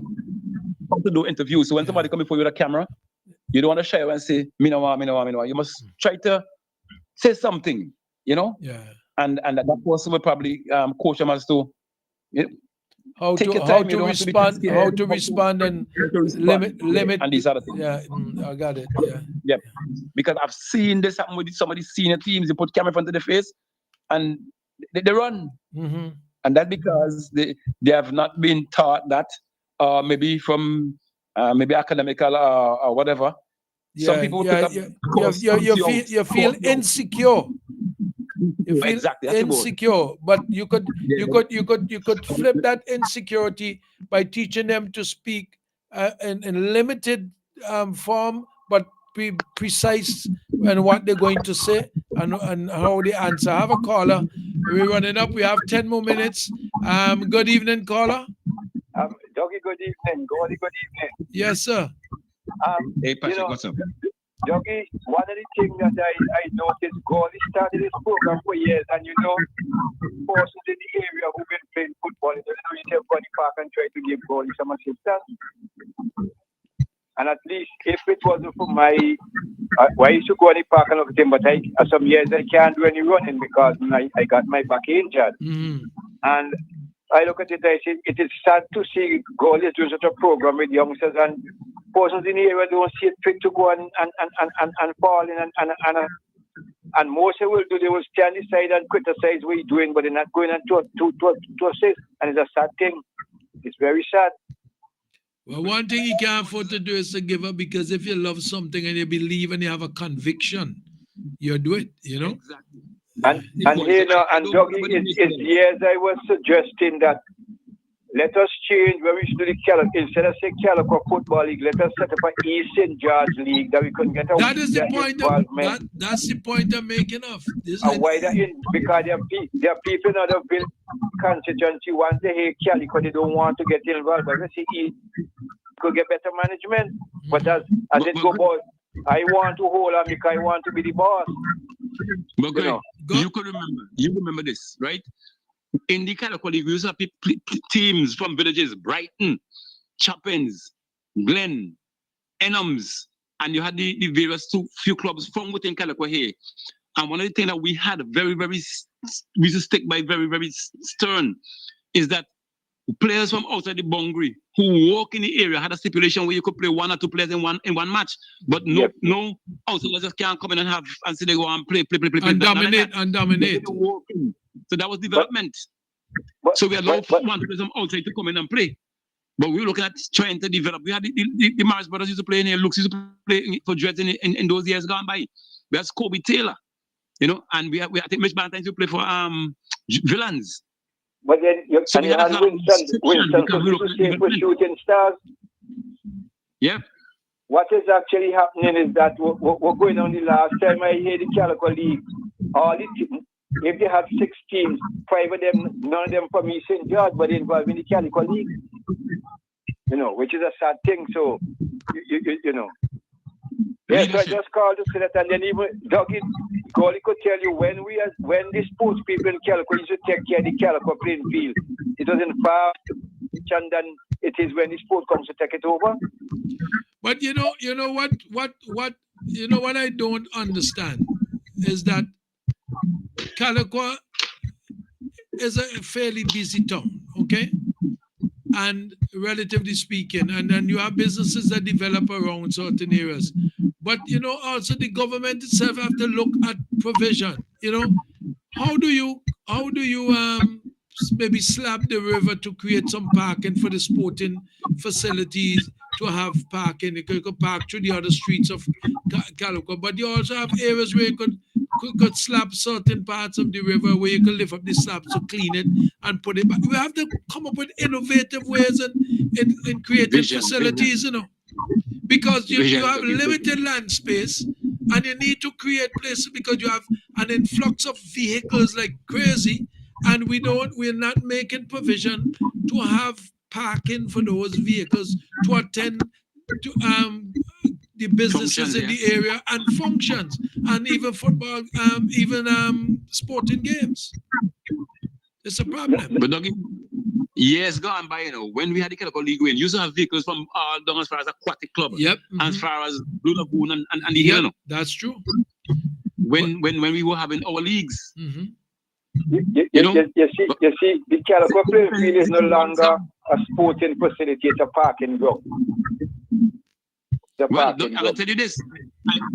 I learned that an organization came in and was doing some cleanup because the Masters intend to do some football tournament next month. And they decided fit to do a little cleanup. I heard the rep made a show. I don't know if it's a photo up to say that he's involved. But what I also learned, there's a new lock on the chain now. So I want to see who wants to talk this. Well, new lock on the chain, but there are people who just get their own key. Well, we will see all kind of things happening in Calico now, because the election year. It's an election year. So we will see all kind of things happening. Yeah. All right, then, Dougie, good night. Thanks a lot. I know at one time Bungo Shaka was trying to call, but I didn't see it till after, and then Golly called, but I guess if it was very, very urgent, he would have called back. It's 5 minutes to Golly. I want to thank you for coming on there, and I couldn't even do some of the things I wanted to do, but I guess we'll do that Wednesday. I don't know if we can carry games Wednesday or Sunday. I'll let you know and see what we'll do, okay? All right. Okay. Then. All right then. God bless. All right. Good night. Okay, all right. That's Roger Gawley participating there with us in the sports highlights. Well, it was much more localized this time than external. And the only thing that I could say, somebody is Bramble is bragging that his team beat my team, and I don't like that at all. I have to do something. But that Manchester United lost to Tottenham Hotspurs. Liverpool beat Wolverhampton Wanderers 2-1 in the Scottish Premier League. Hearts lost 3-1 to Rangers. St Mirren and Hibernian played to a 0-0 draw. In the Women's Super League, Manchester United beat Crystal Palace 3-1. At least a woman do something. Arsenal beat Tottenham Hotspur 5-0. This is the Women's Super League. Chelsea beat Everton 2-1. Leicester beat Aston Villa 3-0. West Ham United beat Brighton and Hove Albion 3-1. Manchester City beat Liverpool 4-0. And so that's what we give you there. In the Spanish La Liga, Espanyol and Atletica Club played to a 1-1 draw. Real Villarreal lost 4-0 to Sevilla. Malacora beat Las Palmas 3-1. And Real Betis beat Real Sociedad 3-0. In the German Bundesliga, Werder Bremen lost 3-1 to Hoffenheim. And Eintracht Frankfurt lost to Holstein Kiel. They beat Holstein Kiel 3-1. And Heidenheim lost 2-0 to Manzer 5. In the Italian League, Fiorentina lost 2-0 to Como. Monza and Lecce played to a 0-0 draw. Udinese beat Empoli 3-0. Parma lost 1-0 to Roma. Juventus beat Inter Milan 1-0. That's it for sports highlights. Dougie the Freitas, I thank you for being with us tonight, Wednesday night. I don't know if we're going to carry some football games as against now somebody came and messed up my whole stuff here. Okay, let me see if I can get it. All right. Okay, so here we are. Do you have a passion for sport? Then Sports Highlights is a place to be. Share the passion every Sunday and Wednesday, 7 to 9 p.m. Sports from the Heart, only on Sports Highlights.